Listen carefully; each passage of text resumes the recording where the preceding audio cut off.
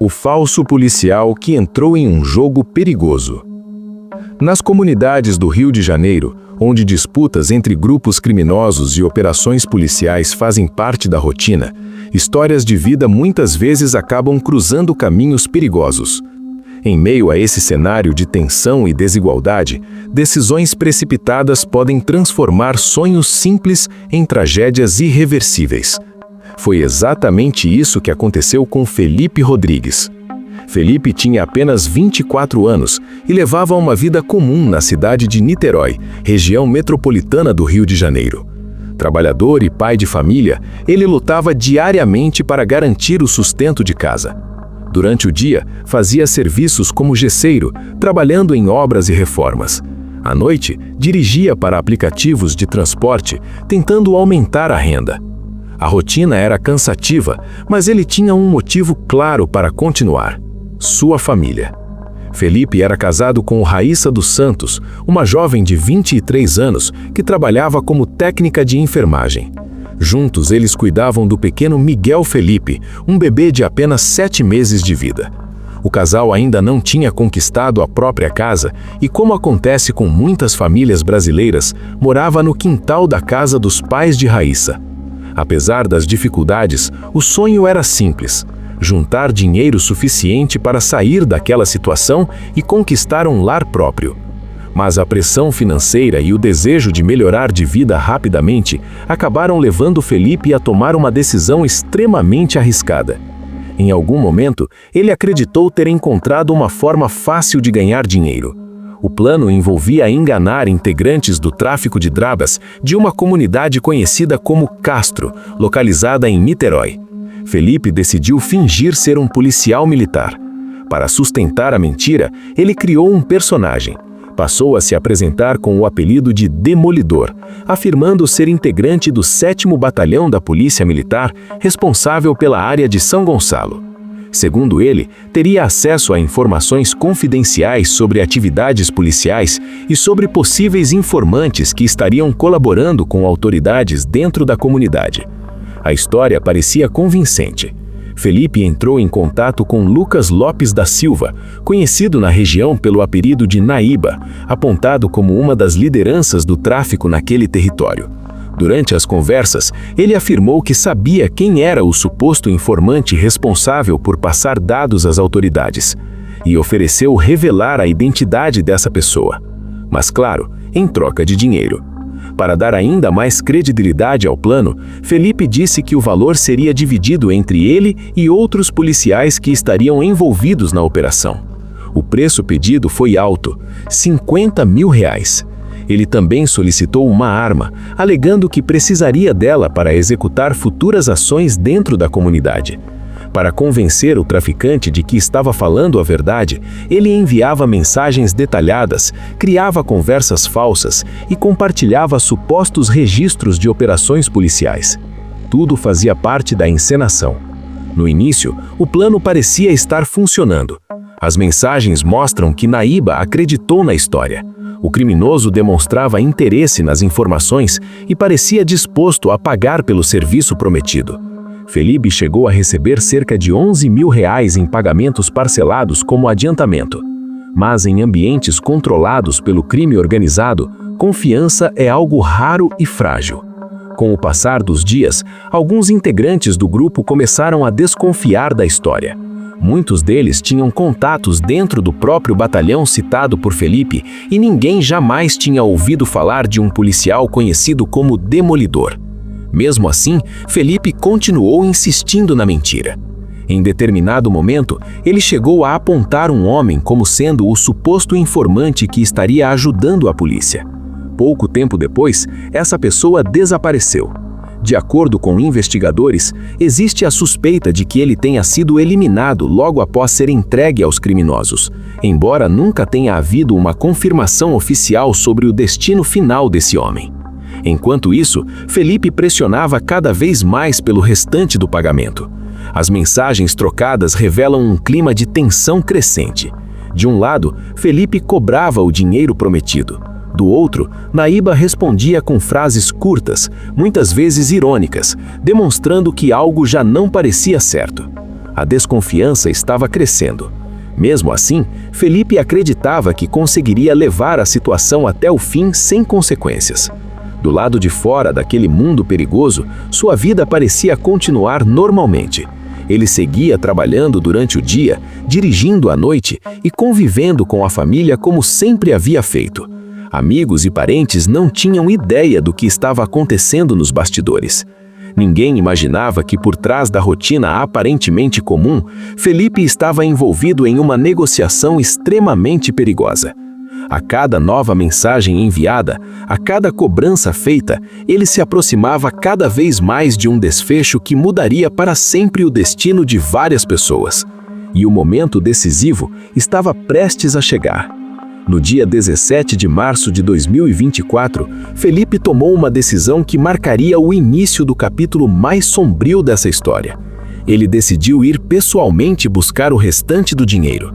E para isso, marcou um encontro em um bairro de Niterói chamado Baldeador. O que Felipe não sabia era que aquela reunião já havia se transformado em uma armadilha.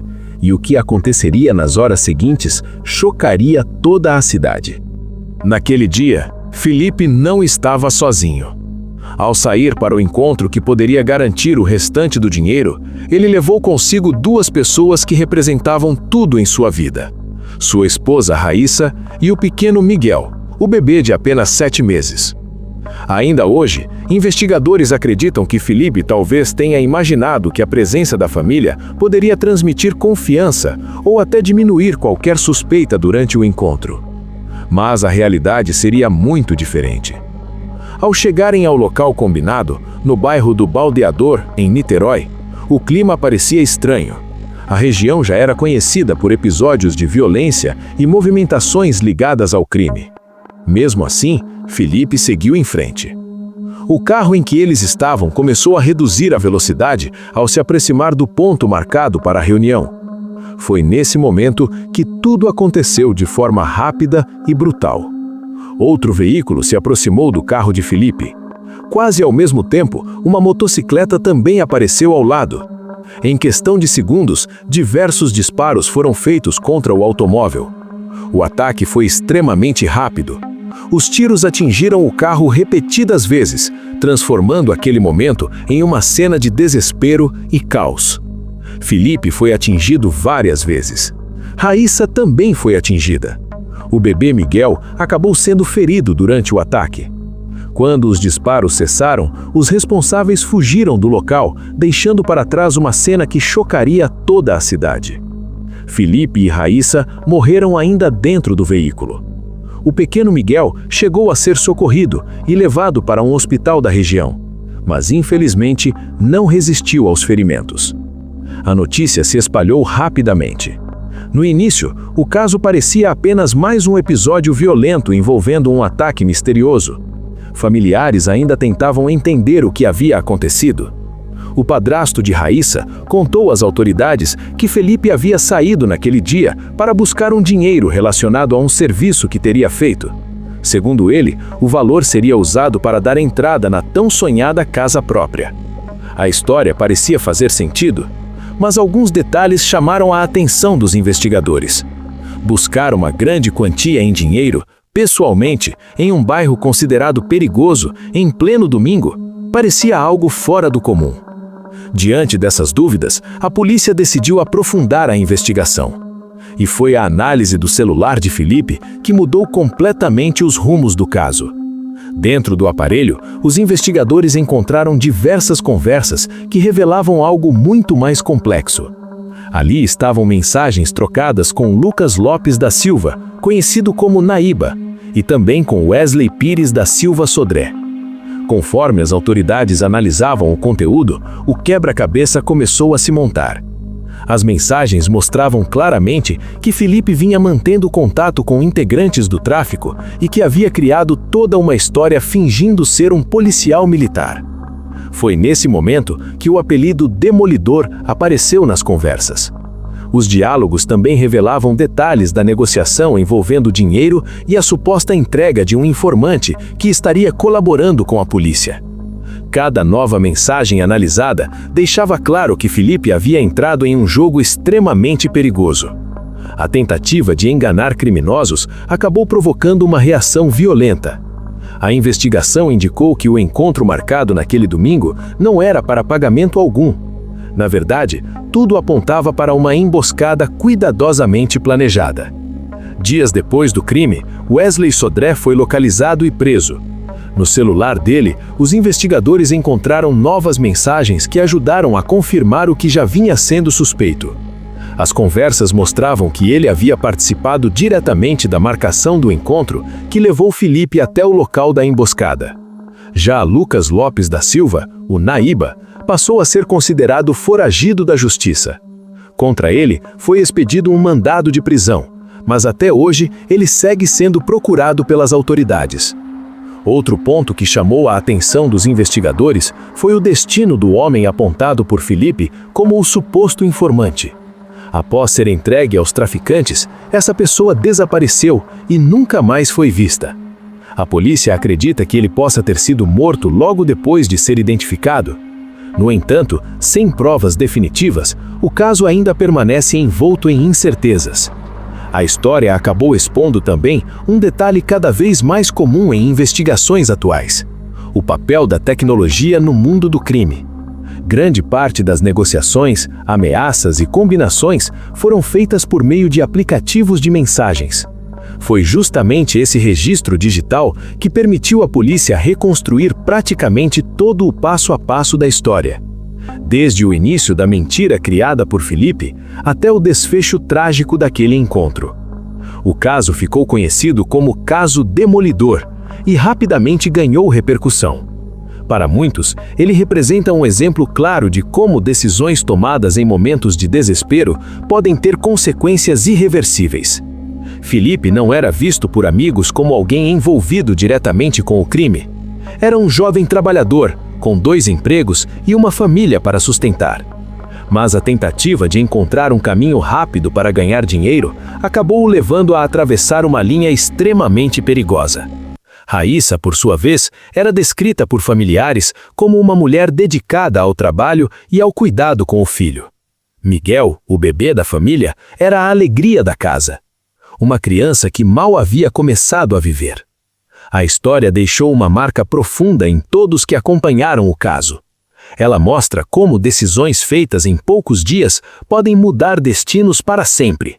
E também revela como ambientes marcados pela desigualdade, pela violência e pela falta de oportunidades acabam criando situações onde decisões impulsivas podem custar muito caro. No fim, o plano que parecia ser apenas um atalho para melhorar de vida se transformou em uma tragédia que destruiu uma família inteira. Uma história real que serve de alerta sobre os perigos de se envolver, mesmo que indiretamente, com o mundo do crime. E que lembra que muitas vezes uma única decisão pode desencadear consequências impossíveis de voltar atrás. Se você chegou até aqui e quer continuar acompanhando histórias reais como essa, deixe o seu like e se inscreva no canal.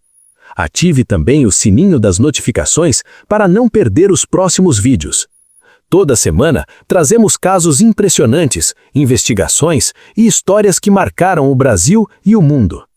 Obrigado por assistir e até o próximo vídeo.